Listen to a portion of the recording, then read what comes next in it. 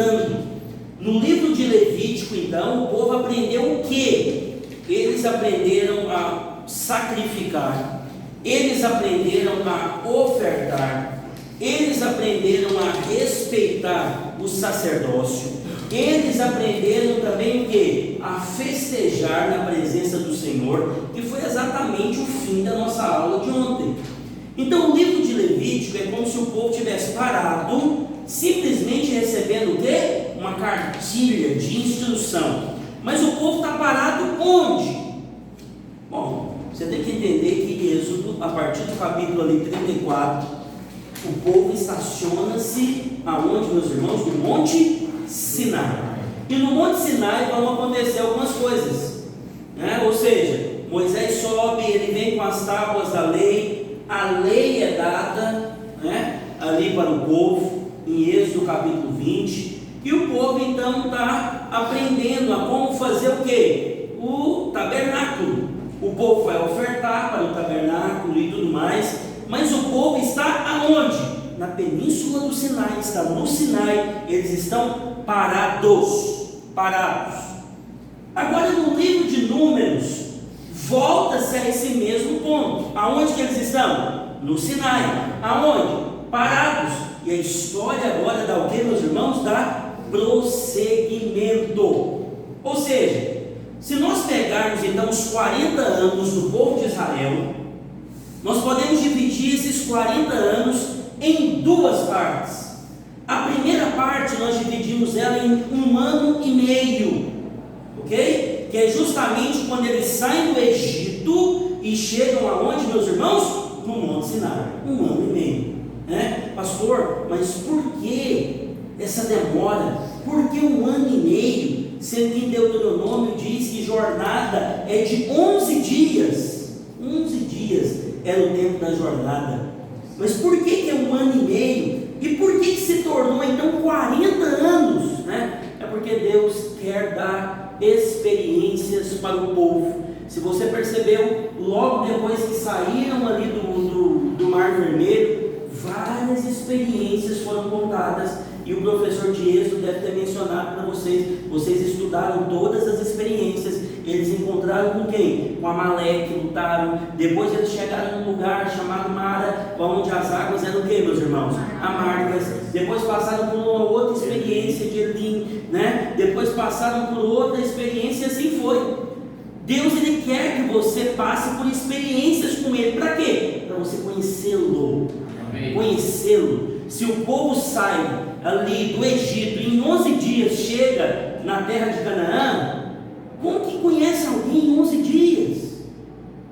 Como que você vai conhecer o caráter de Deus em 11 dias? Ou algo parecido? Não, Deus vai se revelando a você. Por isso, se tem algo na sua vida que você acha que está demorando a acontecer, é porque Deus está querendo revelar alguma coisa dele nesse sentido da sua vida. Amém. Ele quer te dar essa experiência para que você conheça Ele, saiba o tanto que Ele é bom, saiba o tanto que Ele é misericordioso e saiba o tanto que Ele é feliz com você. Diga amém, meus irmãos. Amém. Então, a primeira etapa desses 40 anos, a primeira divisão, são esses 1 ano e meio, aonde o povo fica ali exatamente até no Monte Sinai. Mas agora nós temos aí o restante, que são 38 anos e meio, que é exatamente o tempo em que o povo vai ficar rodeando no deserto do Sinai, até que toda aquela geração morra, para que somente os seus filhos entrem na terra de Canaã.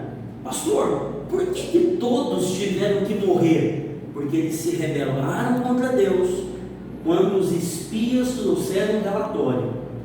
Deus então, num momento ali de fúria e indignação contra aqueles que tinham tudo para entrar numa terra prometida, abençoada, que os próprios espias fazem esse relato. É um relato extraordinário, né? Olha, eu gosto muito de uva, mas confesso para você, nunca peguei um cacho de uva maior que um palmo da minha mão, um cacho só.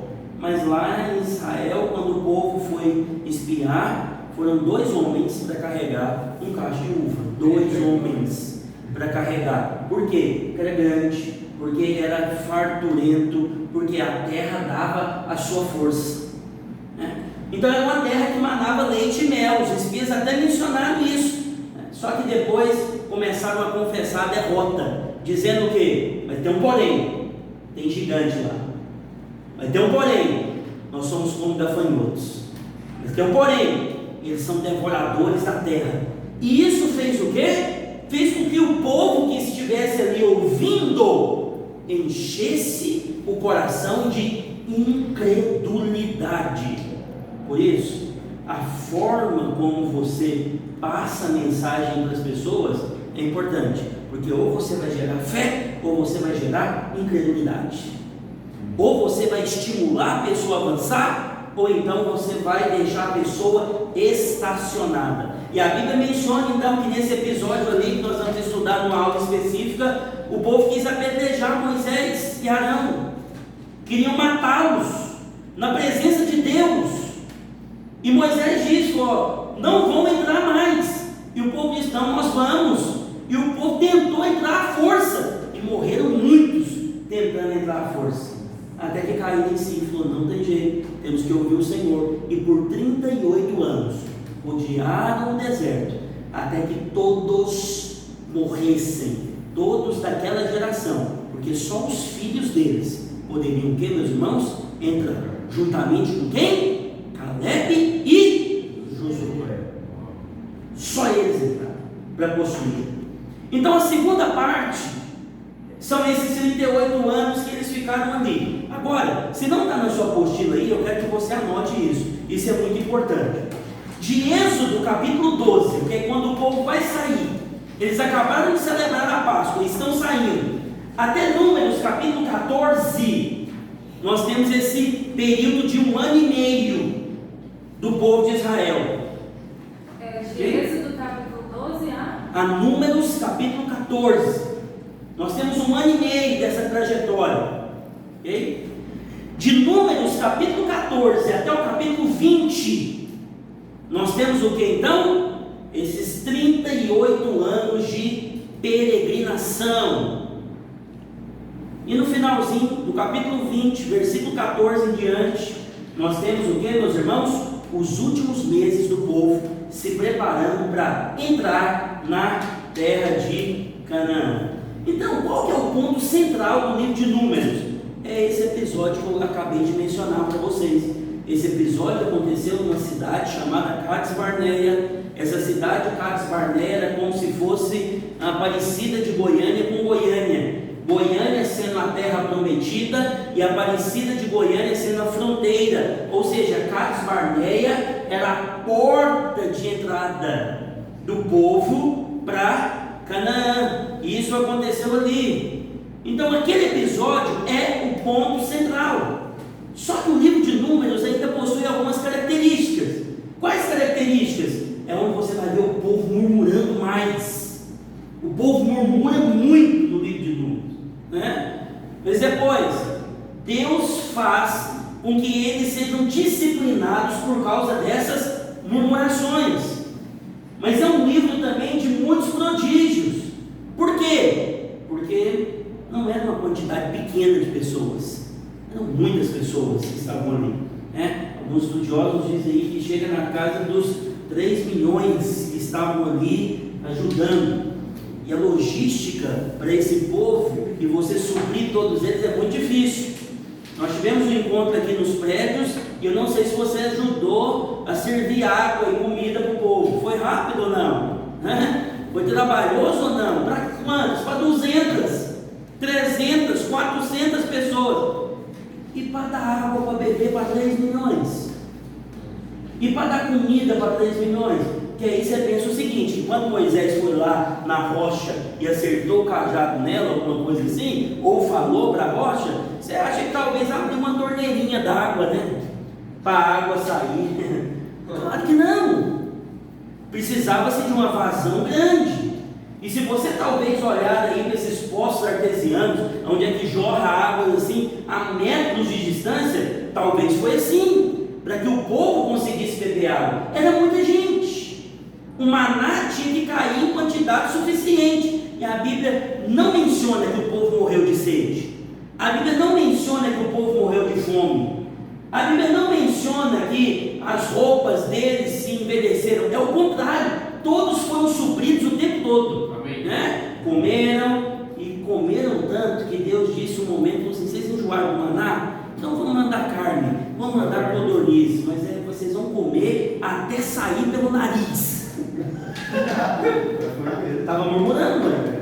Pode ter aí, vai ter. Você vai encontrar. Estava murmurando, então come, quer carne? Come carne, menino, né? É igual filho, né? Fica lá tentando pegar a carne do prato do pai, falando: agora você quer carne? Então agora você vai comer, come isso aqui. Pega, come a carne, come mais. É assim. Desse jeito. Se você viu aquele filme Bob, você viu uma cena parecida com isso aí. Está reclamando, está com fome? Não, então vem cá, né? Pega a panela e vira ela, agora come. Não come mais um pouquinho, né? Come um pouco mais, você precisa de mais. Foi isso que aconteceu, mas o povo foi saciado em tudo, nada faltou. Não faltou água, não faltou comida, não faltou roupa, não faltou calçado para aquele povo, e mais, não tinha nenhum inválido, nem doente. A Bíblia menciona que quando eles saíram do Egito não tinha inválido, o sol era escaldante. Por isso o professor de Êxodo deve ter mencionado para vocês do porquê que mudava durante o dia e a noite. Durante o dia era apenas uma nuvem, mas durante a noite era uma coluna de fogo. Por quê? Porque durante o dia a nuvem tampava o sol e refrescava, mas durante a noite esquentava. Porque em alguns desertos nós temos essa discrepância. Ele é o quê? Ele é quente demais durante o dia e pode chegar a uma temperatura mais fria à noite. Mas Deus precisava cuidar. Deus cuidou do povo em todos os sentidos, nos mínimos detalhes. Nos mínimos detalhes. Então, Números é um livro também de prodígios, de maravilhas. Você vai ver isso em todo o tempo, né? E aí, o nome do livro é exatamente chamado de Números. Por quê? Porque logo no capítulo 1 começa uma contagem, começa um censo. O povo então ali começa, vamos dizer assim, né, a entender o que Deus gostaria deles, porque Deus então vai revelar algumas coisas através do censo. O censo não é apenas uma contagem numérica. Nós não fazemos contagem apenas por fazer, porque nós achamos que as pessoas são números. Não, eu vou te mostrar aqui que o censo é muito mais espiritual do que você possa imaginar. Mas quem que é o autor então? O autor é o próprio Moisés. Moisés escreveu o Pentateuco. Quais são os livros do Pentateuco, meus irmãos? Gênesis, Êxodo, Levítico, Números e Deuteronômio. Isso você tem que entender algo aqui da parte de Deus. Deus, Ele quer que você tenha mais revelação e seja mais suprido, assim como esse povo foi. E olha que isso foi no Velho Testamento. Se no Velho Testamento Deus cuidava desse jeito do povo, imagina agora no Novo Testamento, o tanto que Ele não quer cuidar e suprir você. Qual que é o tema do livro então? O tema do livro de Números, né? É a jornada, é a caminhada do povo até a terra prometida, né? E qual que é a data do livro? O livro foi escrito em aproximadamente um período de 40 anos. 40 anos, de 1450 até 1410 antes de Cristo. E se você pegar todo o livro de Números, nós podemos dividir ele agora em 4 partes. Nós podemos esboçá-lo em 4 partes. Qual que é a primeira parte? Os primeiros 10 capítulos. Os primeiros 10 capítulos de Números nos diz o que? O povo se preparando para partir do Sinai. Lembra que o povo estacionou ali, sim ou não? Estacionou, recebeu a lei, ofertaram para que as coisas do tabernáculo fossem construídas e tudo mais. Eles estão estacionados, só que agora eles precisam mover. Então os primeiros 10 capítulos vai falar dessa movimentação, de todos os preparativos. Do capítulo 10 até o capítulo 14 vai falar de quê? Dessa trajetória do Sinai até essa cidade chamada o que, meus irmãos? Cades Barneia. nela. Do capítulo 15 até o capítulo 25, nós temos então os 38 anos de peregrinação. Os 38 anos que eles precisaram rodar no deserto até que todos os pais morressem, para que os filhos pudessem entrar na terra. E do capítulo 26 até o capítulo 36, nós vemos agora o povo se preparando para entrar aonde, meus irmãos? Na terra prometida. Diga amém. Amém. Vamos avançar então. Vamos entrar agora propriamente no livro de Números, capítulo 1.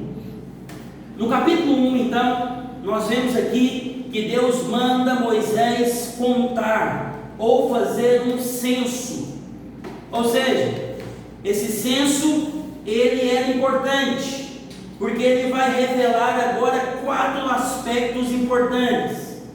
Qual que é o primeiro aspecto, pastor? Primeiro, a questão da natureza.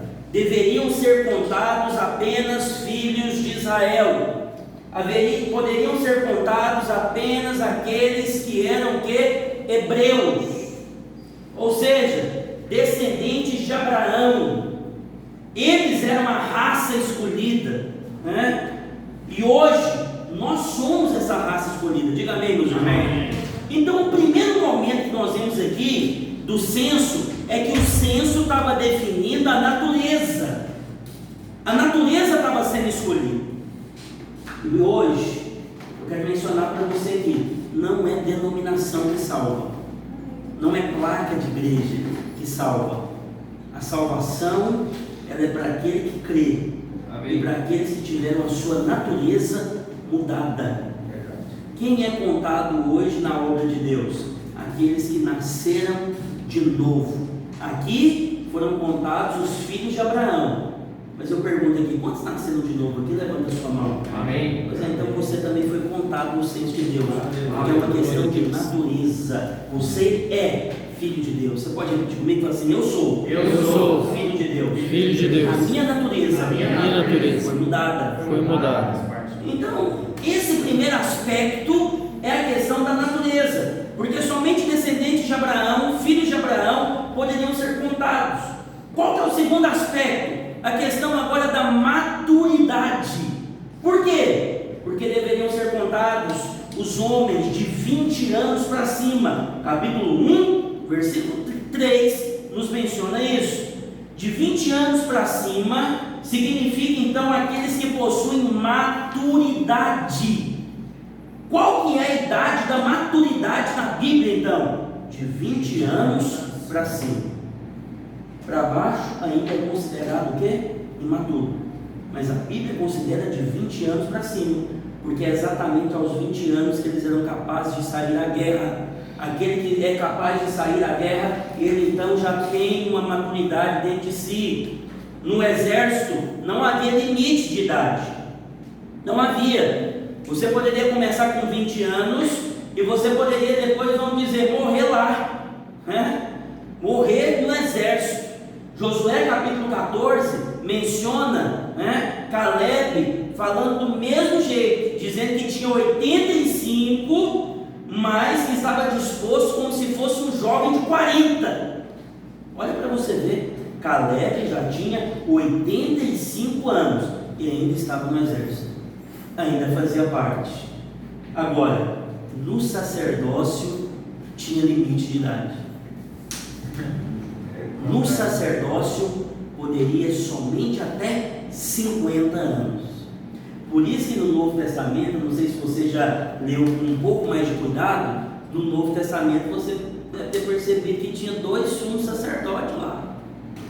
2. Um chamado Caifás e o outro chamado Anás. Por que tinha 2 ali? Porque um já tinha aposentado, ele não morreu. É a mesma coisa dos 2 papas que nós temos hoje da Igreja Católica. Você tem então o Bento XVI, que é um Papa emérito, ok? E você tem hoje o Papa o quê? Francisco. São 2. Os 2 são papas, só que um é aquele que está governando a igreja, o outro abdicou de algumas regalias, mas ainda tem muitas. mas abdicou de algumas regalias sim.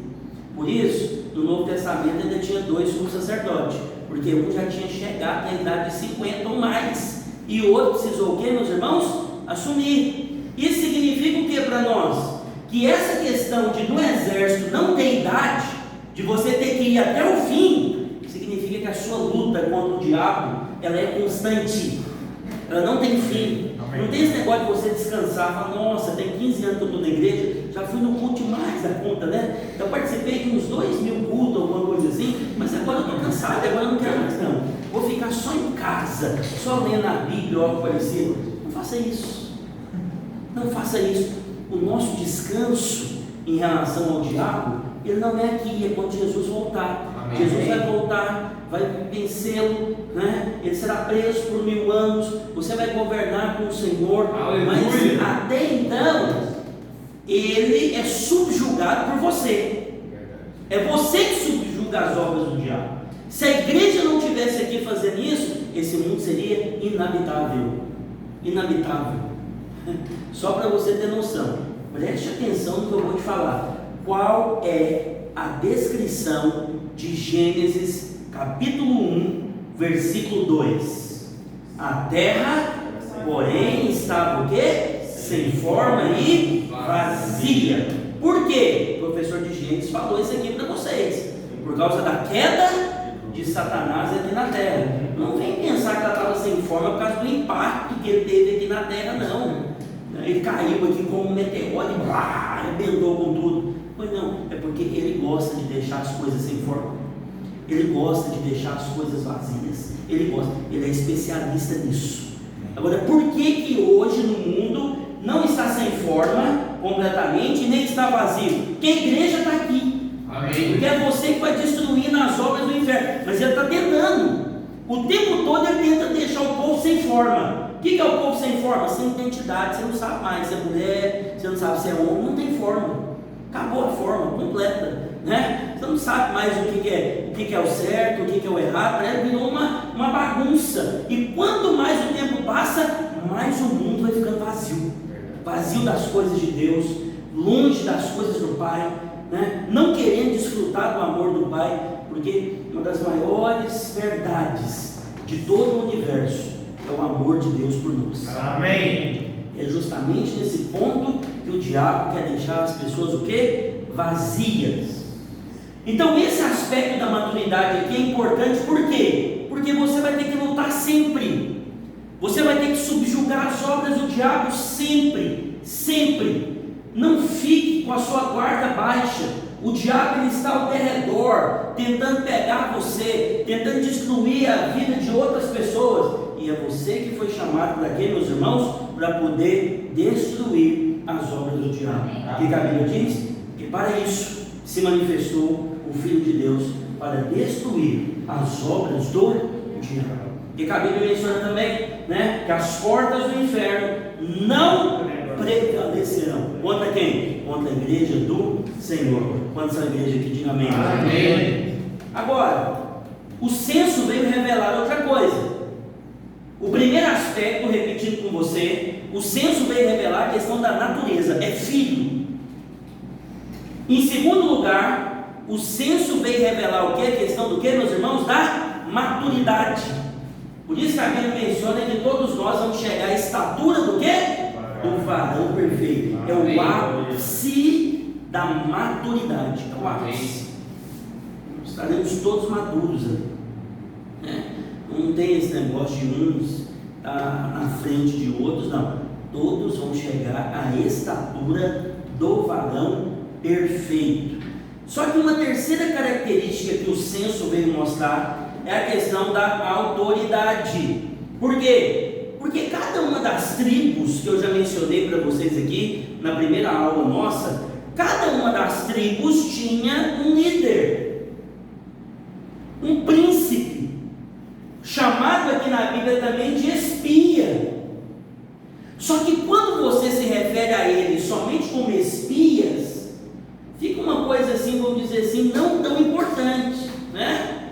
Eu me lembro, quando eu era menor, meu pai ele se separou da minha mãe, então eu convivia mais com os meus tios. As minhas tias falavam, vai com o seu tio, porque você me conta depois o que ele fez, ok? Era assim, né? Era um espia. Era criança, sem importância. Pergunta se alguma vez elas pagaram para alguém importante fazer alguma coisa. R$1.000 com, vamos dizer assim, com um espião de verdade. Não, era criancinha, né? Vai. Então, quando nós falamos de espias aqui, você não pode associar isso como algo sem valor. Esses 12 espias que foram enviados eram príncipes das suas tribos, eram os mais importantes, né? E eles são chamados aqui pelo nome. Deus chamou eles aqui no censo pelo nome de cada um. Depois você pode ler o capítulo 1 aí de Números, eu não tenho tempo hábil para ler com você, mas você vai saber quem era cada príncipe de cada tribo. Por quê? Porque era importante. Quando dá importância, Deus chama pelo nome. Só que quando também não tem importância, lembra da situação entre o casamento de Ruth e Boaz? Os irmãos se lembram ou não? Sim. Ruth estava interessada, Boaz também, Noemi tinha feito o meio de campo, né? Preparado ali todas as coisas. Só que antes de Boaz tinha um outro, chamado de resgatador. Mas era o resgatador, era aquele que era mais próximo. E Boaz então tinha que resolver um problema. Qual era o problema? Ele tinha que conversar primeiro com esse, porque se esse quisesse, não teria jeito para ele, né? E Boaz chega e fala: você lembra lá, né, de Noemi, né, e tal, você quer resgatar? E o camarada fala: quero. Eu acho que Boaz, naquele primeiro momento, sentiu assim, falou: nossa, não vai dar certo esse casamento. O cara aceitou. Só que Boaz pede, né? Só que tem o seguinte: tem uma viúva lá que você vai ter que carregar ela também com você. Aí o camarada já pegou e falou o quê? Falou: não, eu não quero ter problema com a minha, papapá. Beleza, ele abriu mão, trocaram os sapatos ali, no meio ali dos anciãos e tudo mais. Beleza, Boaz foi e se casou. Mas qual que é a ênfase que eu quero dar para você? Qual que é o nome desse homem que abriu mão da herança dele? Eu não sei se você sabe, mas Boaz e Ruth, eles ficaram agora na descendência real, porque são bisavós de quem? De Davi. Era para ser esse outro cara, ele não quis, ele desprezou a herança. Eu te pergunto, qual que é o nome dele? Desse que desprezou a herança? Sabe o que a Bíblia fala? A Bíblia fala que quando Boaz chegou na cidade e viu ele, falou assim: ô fulano, vem cá. Fulano. Consegue compreender a importância disso? Consegue compreender tanto que a Bíblia, aquilo que a Bíblia cita nome, é de extrema importância. Por isso, aqui em Números capítulo 1 é citado nominalmente, príncipe por príncipe, dando a devida honra e autoridade para cada um deles, né? Ou seja, Deus conhece aqueles que servem regularmente, né? Embora uma igreja possa ter muitos líderes, Deus conhece aqueles que entram no Santo dos Santos. Amém. Deus sabe aqueles que estão mais próximos.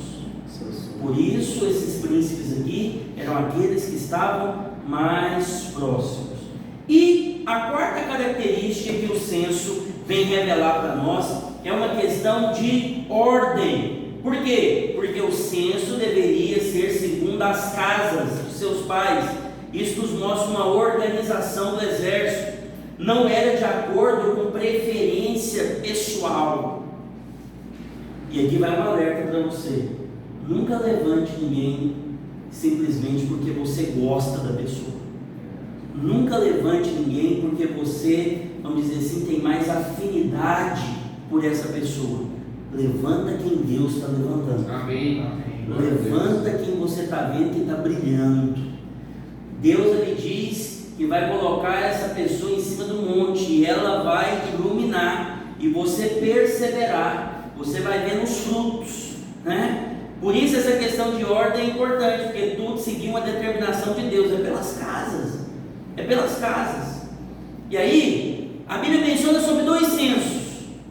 O primeiro censo é exatamente esse aqui, e isso que eu estou falando no Velho Testamento, é esse aqui no qual Deus mandou fazer, para revelar essas 4 coisas. Quais são elas? Natureza, maturidade, depois o que? Autoridade. Isso, autoridade e ordem. As 4 coisas. Só que nós tivemos um homem na Bíblia chamado, segundo o coração de Deus, chamado Davi, que resolveu pela sua própria força fazer o quê? Fazer um censo. Tem uma diferença aqui, quando parte de Deus e quando parte do que, meus irmãos? De homens. Então, só corrigindo com você, a Bíblia menciona então que são 3 censos. O primeiro está em Números, aqui no capítulo 1. O segundo está no capítulo 26. E o terceiro foi realizado por Davi. A questão da contagem é o Senhor no centro. Porque quando não é o Senhor que está no centro, aí nós temos outro. No livro de Números, a fonte da contagem foi Deus. Mas no censo de Davi, a fonte foi quem? Foi Satanás. O pecado de Davi, assim como o pecado de muitos líderes por aí, é a numerolatria. É só números, só números. Eu quero saber números, esqueça das vidas. Não era errado contar o povo. Nunca foi errado contar o povo. Nós aqui na Videira contamos o povo. Nós temos relatórios onde nós sabemos quantas pessoas tem na célula, mas isso não é a fonte. Isso não é a fonte. Claro que mensalmente nós pegamos para ver como que está o crescimento da igreja e tudo mais, mas isso não é a nossa fonte. Nós não somos presos exatamente a isso. Nós somos presos em ganhar pessoas.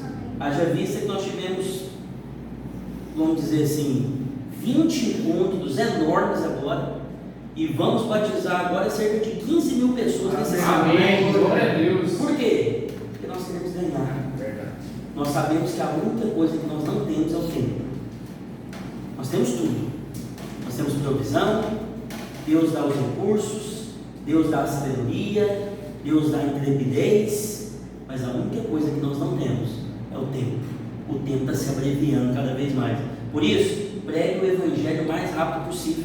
Amém. Ganhe o maior número de pessoas o mais rápido possível, porque o nosso tempo é pouco. Então não era errado contar o povo. O próprio Deus ordenou que Moisés fizesse o mesmo. O problema de Davi é que quando ele quis contar